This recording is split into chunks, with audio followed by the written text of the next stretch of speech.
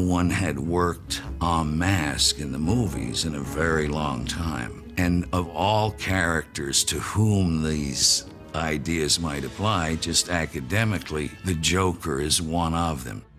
My attitude was very practical. It was, if you have somebody of that caliber, they'll have a 12-hour turnaround.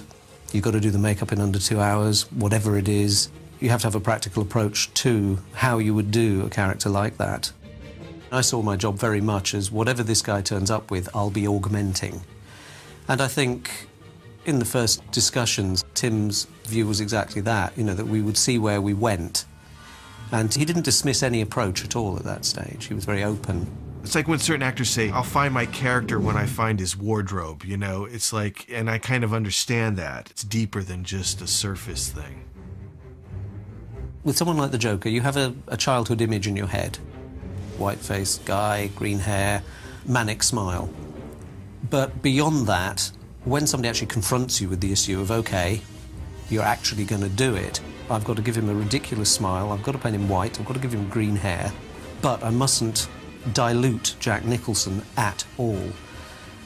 And that was really the hard part of the brief. He did have the final say. I did have a very early meeting before anything happened with Nick. Creatively, it was very specific. You know, in other words, I wanted to get something more of the elongation. You know, when you look at the drawings, his hair is not bright green, you almost see it as a lighting effect. You know, you're at the beginning, everything's always brand new at a movie, and Tim was feeling that this would come through the lighting, that it wasn't too bright, too green, more of a Clarabelle than a Joker, you know. And I said, oh, you know, Tim, look, you know, I don't agree with that. You don't want that level of clowning. Don't worry, I'll try to be humorous. He is the Joker and funny. And we did the test on the wig, and immediately he saw too bright. Changed the wig, much less green area, you know, much less fright wig element, more, you know. This was also very revolutionary at the time. The chemistry of it was very specific, and they were very inclined toward the creative result of it. And we had a lot of talks. One of the ironies of my life is I'm allergic to spirit gum, you know, the basic unit of movie makeup. I did one life cast as you would normally, with his face just relaxed in a normal position, and one cast where I asked him to pull the most extreme grin that he could pull, which was quite extreme. Moulded these various items, produced casts of him smiling and not smiling that I could then sculpt on.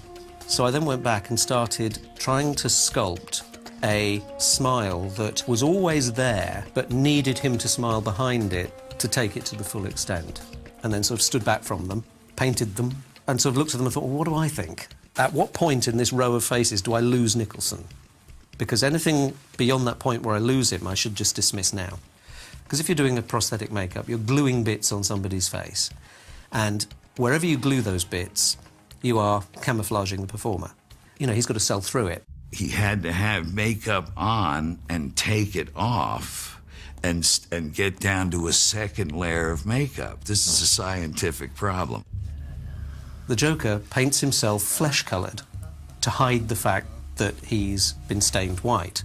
And then you read that he wipes at his face and all the brown comes off, and revealing the white Joker underneath. And you think, how the hell do you do that? We paint him with the product we use all the time, which we call Pax paint, which is basically an acrylic adhesive that is mixed with paints. And then we put food-grade silicone oil all over his face. And silicone oil has the property of nothing sticks to it.